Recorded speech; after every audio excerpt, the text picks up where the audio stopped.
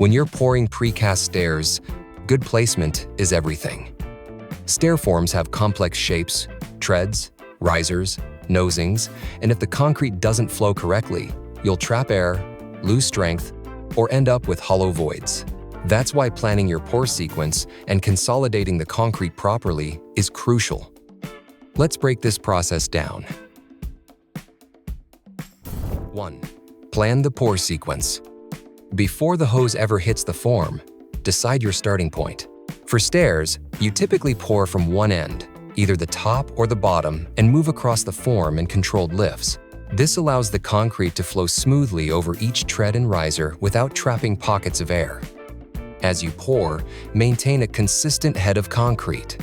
If one area builds too much pressure, you can overload a riser or distort the form. Balanced pressure keeps your form and your final product true to dimension. Pour with intention, not speed. Every lift should set up the next step in the process. 2. Consolidation and vibration. Once placement starts, proper consolidation is what makes or breaks the quality of the unit. Use vibrators according to your plant's procedure. Insert the internal vibrator vertically, never at an angle.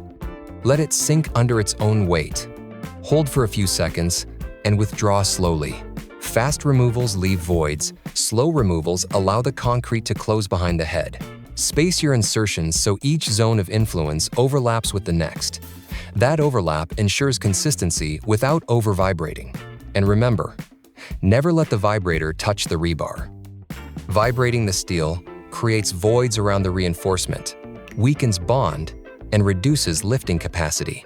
Just as important, never use the vibrator to move concrete horizontally. That leads to segregation, uneven air content, and weak spots throughout the unit. Pay close attention to high detail areas, nosing and riser corners, around lifting anchors and recesses, around connection plates and bearing points. These areas are especially prone to honeycombing if they're not consolidated correctly. 3. Top off and level. After each lift, strike off the top with a screed or a come-along. The goal is to level the concrete without adding water. Retempering with water may look like a shortcut, but it destroys surface strength and finish quality. Make sure each tread is filled completely, all the way to the nosing. There should be no hollow lips, no thin spots, and no gaps behind the nosing rib. A full, even fill guarantees proper structural performance and clean detailing.